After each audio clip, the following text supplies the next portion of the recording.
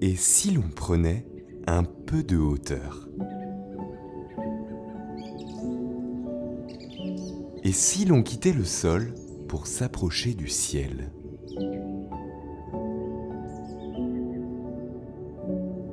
Et si l'on renversait notre regard?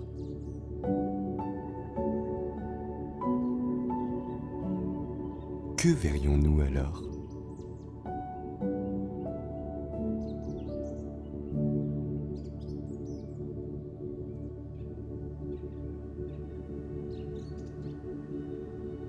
De la verdure, sans nul doute.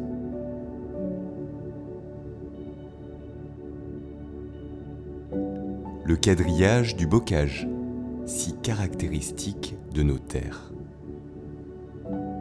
De l'eau aussi, beaucoup d'eau. Fleuves et rivières, canaux et ruisseaux,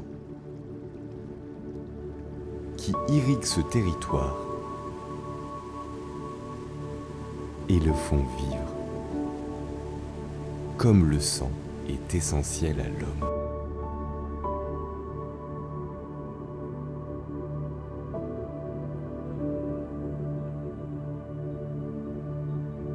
Nous verrions aussi de la brique et du métal.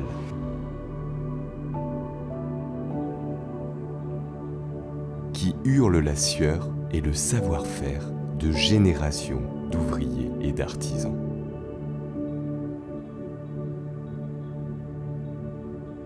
De la pierre, enfin, pierre dorée des seigneurs, qui nous rappelle ô combien l'histoire s'est faite ici. Pierre spirituelle aussi, qui nous susurre que le temps passe et que nous sommes bien peu de choses. Nous sommes autant riches de nos terres que de l'amour que nous avons pour elles. Et si l'on prenait un peu de hauteur pour découvrir qui nous étions vraiment?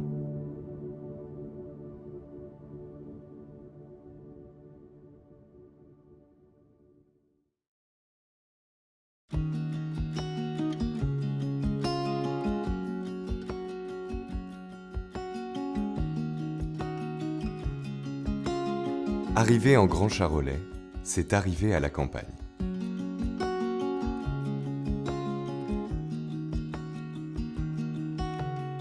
Prendre de la hauteur en Grand Charolais, c'est être impressionné par la beauté de ce paysage rural.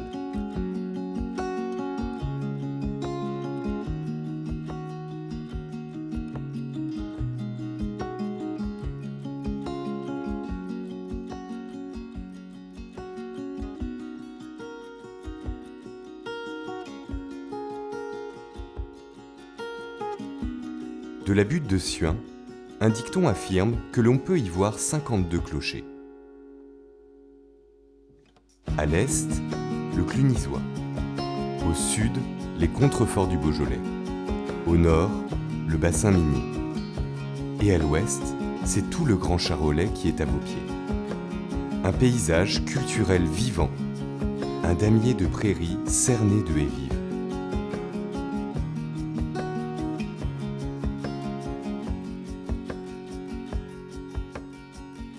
Sur son promontoire, la Vierge Marie nous accompagne dans ce regard vers l'ouest.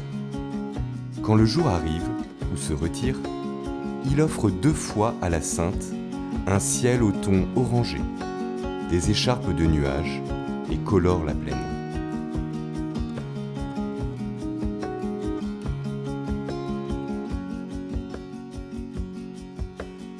Non loin d'ici, à Beaubery, la Corne d'Artus est une colline au point de vue remarquable sur les monts du Charolais.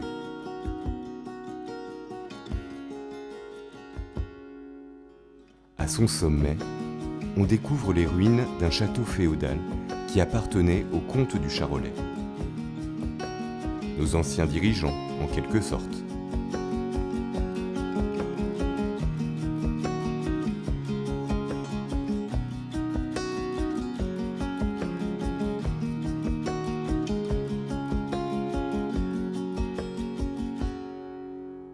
Près de là, plongeons dans l'univers du Roussay-Marisy et de son lac. Magnifique plan d'eau propice à la pêche, au camping et aux randonnées.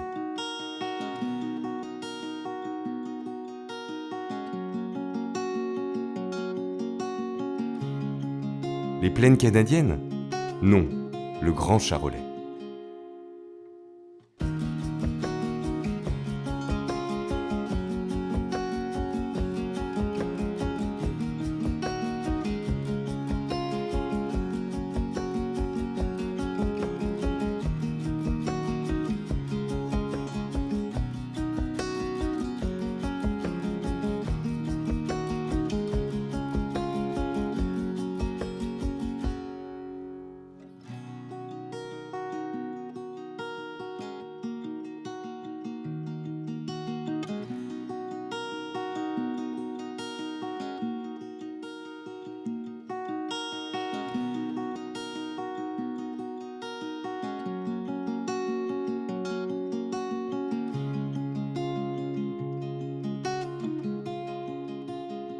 Descendons vers le sud.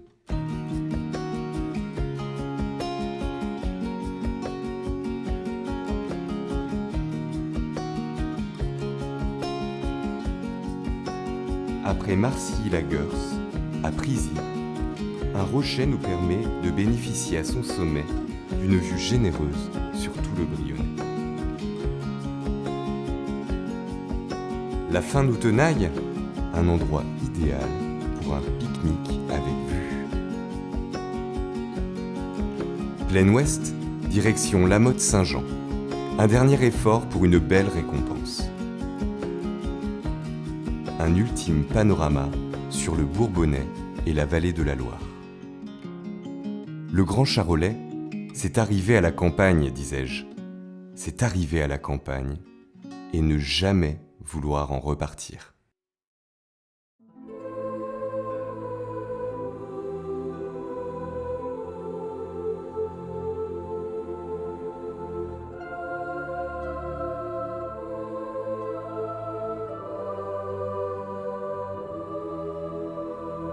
Il est un site qui ne passe pas inaperçu dans le paysage charolais. C'est assurément la basilique de Paray-le-Monial.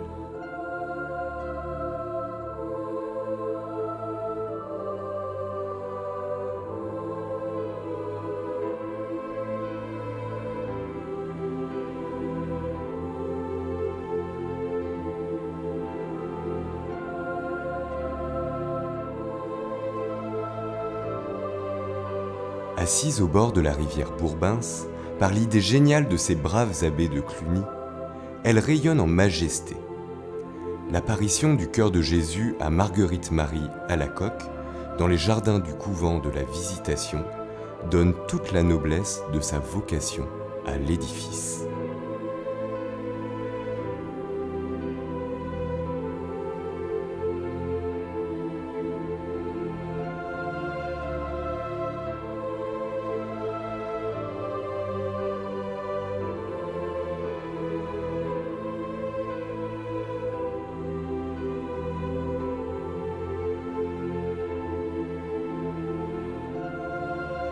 La basilique de Paray, c'est l'art roman. Et les moines de Cluny ont poussé cet art en multipliant les églises et les chapelles dans le Grand Charolais.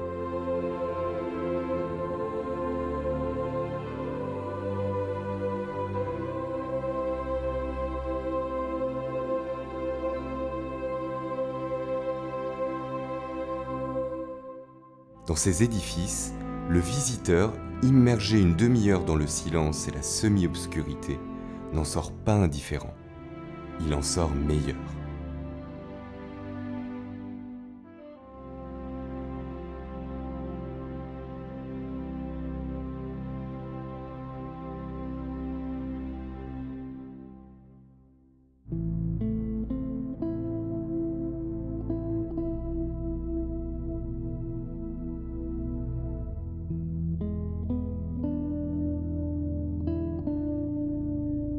Pourquoi ne pas découvrir l'église Saint-Nizier de Baron, nichée dans son havre de verdure?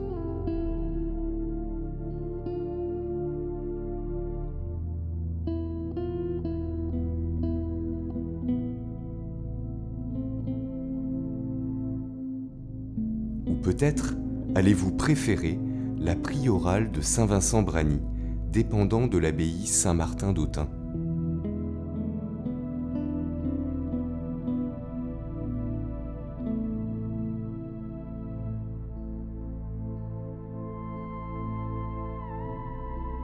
Si vous êtes plus cartésien, allez donc déchiffrer le tympan de l'église de Chassenard sur le thème de l'Apocalypse.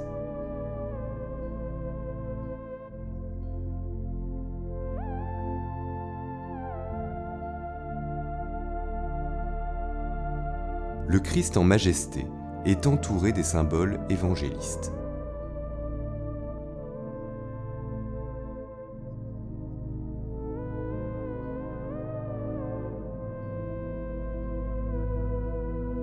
Ce tympan a été découvert par hasard lors de travaux de restauration en l'an 2000. Un bug ? Non. Un miracle pour nos contemporains ? Mieux, une récompense divine.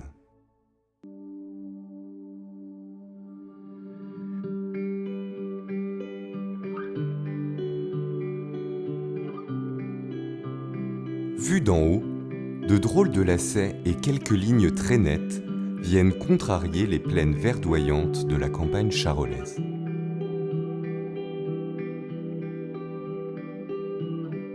Fleuves, rivières, canaux, l'eau est un ami de nos terres.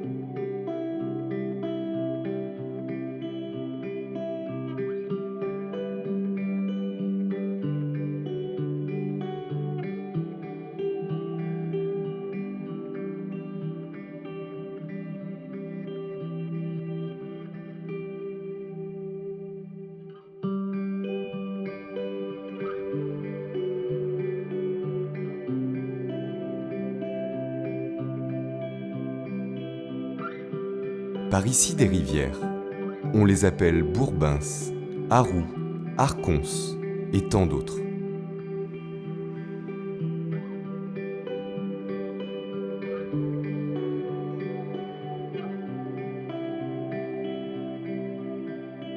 Elles nourrissent les hommes et les bêtes.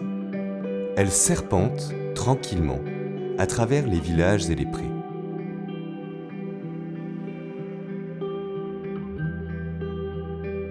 À d'autres endroits, le canal du Centre emmène le passager de la Saône à la Loire. Du nord vers le sud, c'est la colonne vertébrale du Charolais.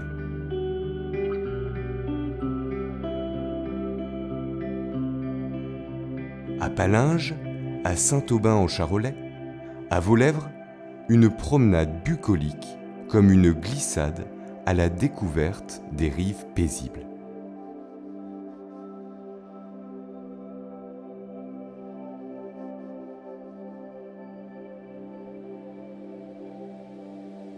Enfin, il atteint Digoin. Digoin et son pont-canal.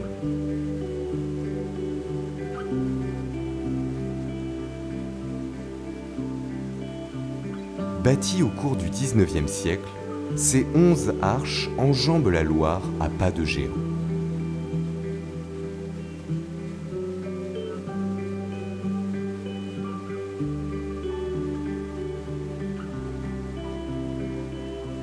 Naviguer sur le pont-canal, c'est être en lévitation au-dessus du fleuve.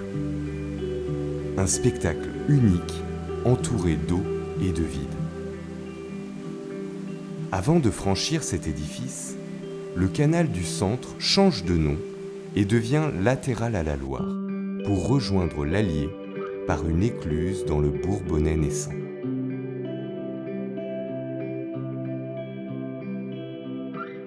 Digoin, l'île charolaise. Construite au fil de cet or bleu, son identité et son histoire est intimement liée à ses vies de bateliers. Aujourd'hui encore, l'âme conviviale et généreuse de ses ancêtres transpire chaque été aux quatre coins de l'ancien port de la Grève.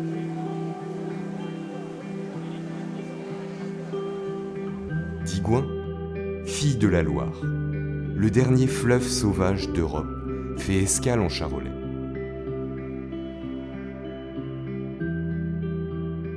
sinueuse, facétieuse. Elle grignote des prairies qui la surplombent et dépose sable et galets sur ses plages.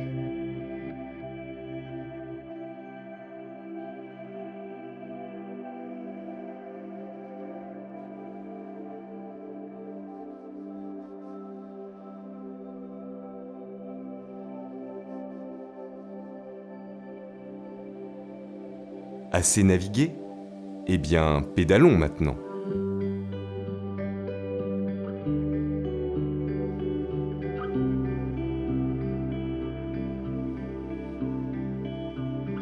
Les voies vertes sont là pour nous procurer le plaisir d'une escapade tonique et décontractée sur les anciens chemins de halage des canaux.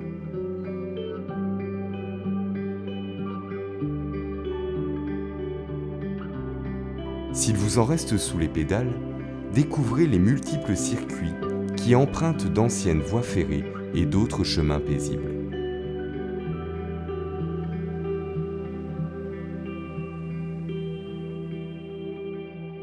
Pédaler encore et toujours, l'eau n'est jamais très loin.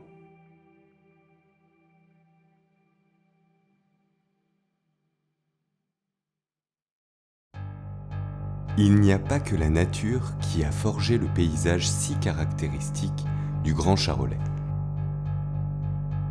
Au fil des siècles, l'homme a construit ses moyens de production et offre, aujourd'hui encore au territoire, le témoignage de ces traditions industrielles qui ont marqué des générations d'ouvriers et d'artisans.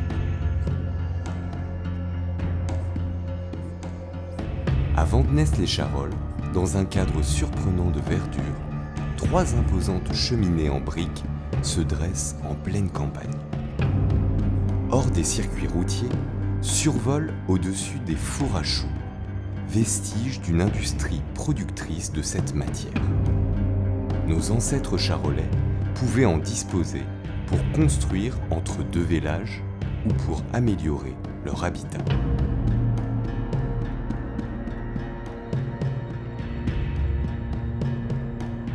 De l'autre côté de Charolles, à Hautefond, ils pouvaient également se procurer des briques, des tuiles et des carreaux en se rendant devant le four à briques.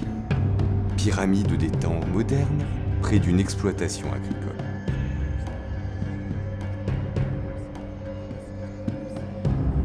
Ce four revit aujourd'hui grâce à de généreux bénévoles qui assurent la sauvegarde du site.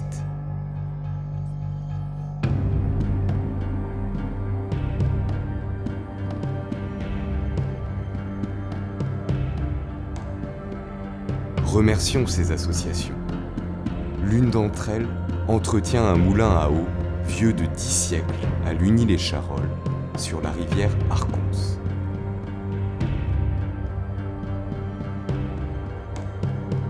Du blé à moudre, assurément. La rivière serpentant dans de larges prairies a joint l'utile et l'agréable. Le Charolais est marqué au fer rouge, ou plutôt blanc, de la vallée de la céramique. Les environs de Charolles, avec sa faïencerie éponyme, de Paray-le-Monial et de Digoin, sont encore riches de plusieurs fabriques dont le côté pittoresque n'échappera pas aux visiteurs. Sur la quarantaine de manufactures présentes vers 1900, il n'en reste qu'à peine une demi-douzaine. À Digoin, une manufacture de grès et poterie vieille de presque 150 ans façonne des objets utilitaires.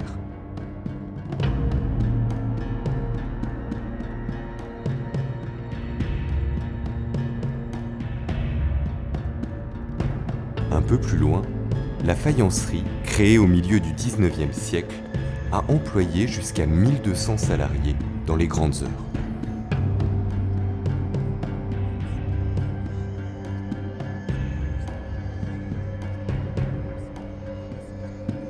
Dans la même cité, le Dock 713, un ancien entrepôt de céramique du port de Loire, a tourné la page.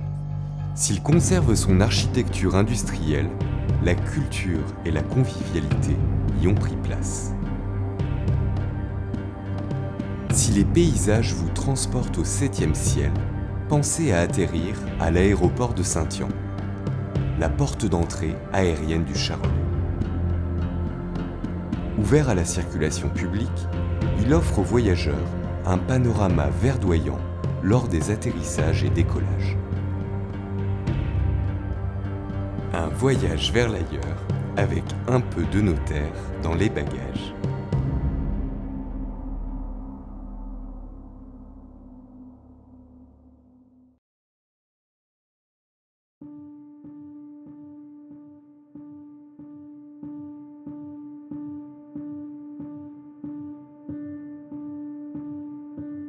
Le Moyen Âge a laissé son empreinte dans le Grand Charolais.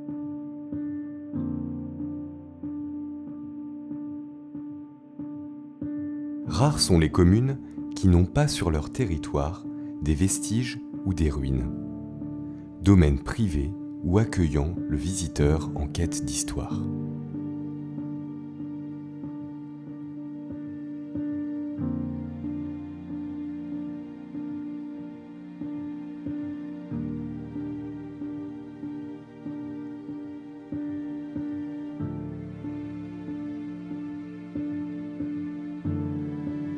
Le château de Digoine, à Palinges, posé près de la rivière Bourbens, en impose par son élégance.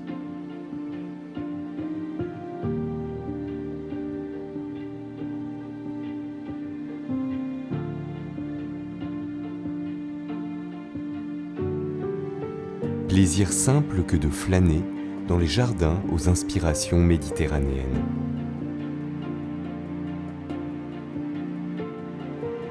Avancer tranquillement dans la roseraie et balayer de la main les dizaines de couleurs qui s'offrent à nos yeux.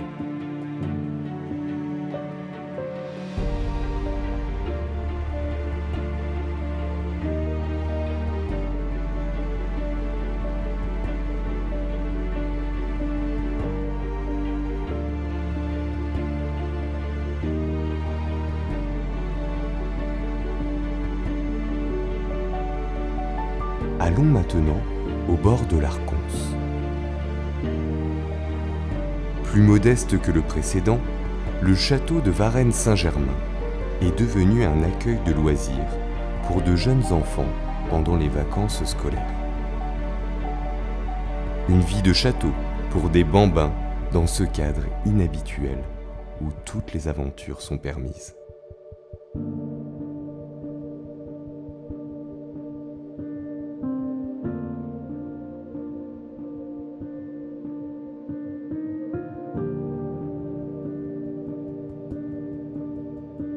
Cap-sur-Charolles, la capitale du Charolais. Cité historique à l'accent féodal qui a donné son nom à un terroir et à une espèce mondialement reconnue.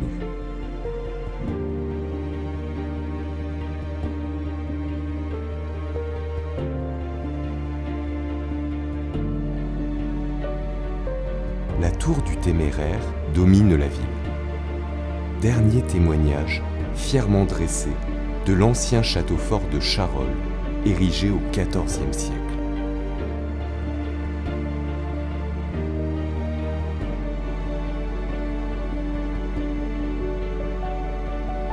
Le site, à la vue imprenable sur la ville, fait place aujourd'hui à une autre protection, plus symbolique celle-ci, l'hôtel de ville.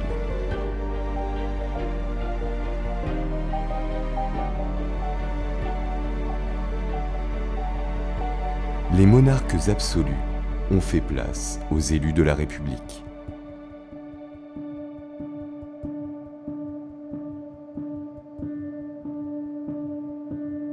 À la sortie de la ville, le château de Montessus a changé.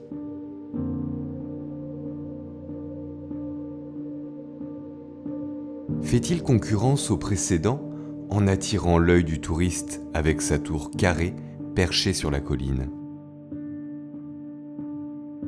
Non loin de là, les écuries du château de Chaumont-la-Guiche, à Saint-Bonnet-de-Joux, sont nichées dans un écrin de verdure.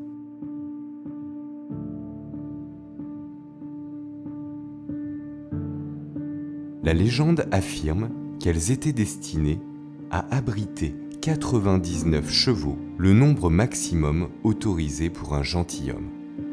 Seul le roi pouvait en disposer davantage.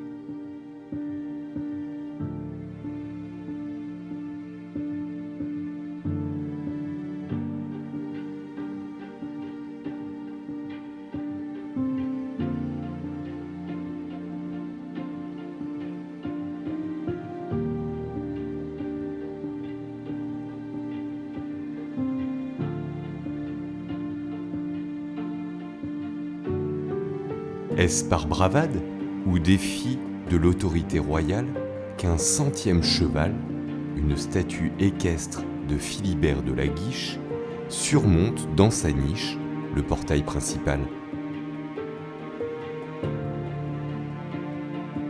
L'histoire gardera ce secret.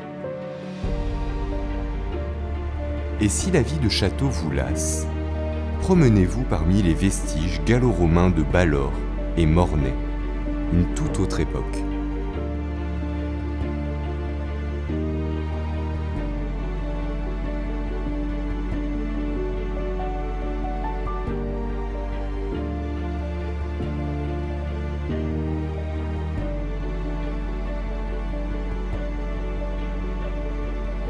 Ou faites un tour au lavoir de Saint-Julien de Civry.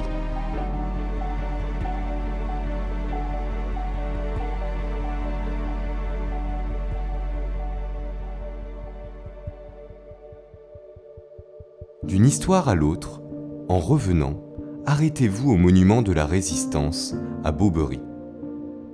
Érigée en 1947, cette impressionnante croix de Lorraine, haute de 15 mètres, surplombe les monts du Charolais.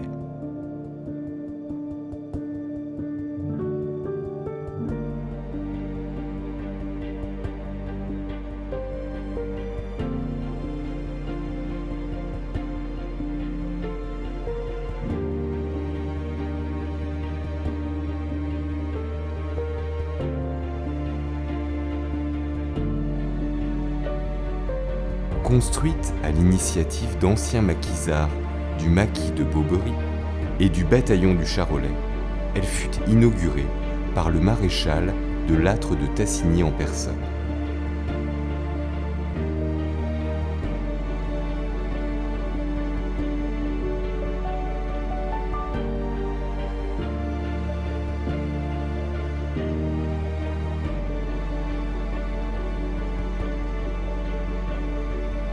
Chaque année encore, tous les premiers dimanches de juin, on se rassemble pour ne pas oublier.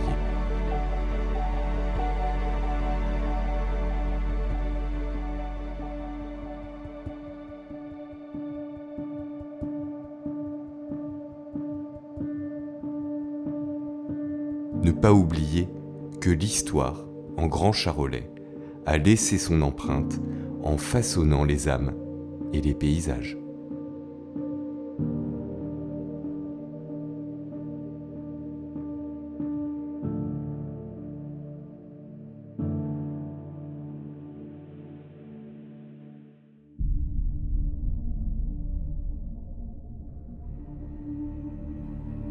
Et si l'on prenait un peu de hauteur? Et si le retour sur la terre ferme, sur le plancher des vaches, nous laissait comme un goût d'inachevé? Riche de ces souvenirs aériens, de ces prairies verdoyantes découpées par le bocage, de ces manufactures, témoignages du savoir-faire de l'homme, de ces images de fleuves sauvages inoubliables de beauté, de ces châteaux, de ces campagnes. On se dirait alors que nous n'avons pas fini d'apprendre à nous connaître, que nous n'avons pas fini de nous découvrir. Découvrir notre histoire, nos paysages, nos traditions. On se dirait alors que le plus beau des voyages est celui qui nous permet d'aller à notre rencontre. Un voyage vers l'ailleurs, un voyage vers le bonheur.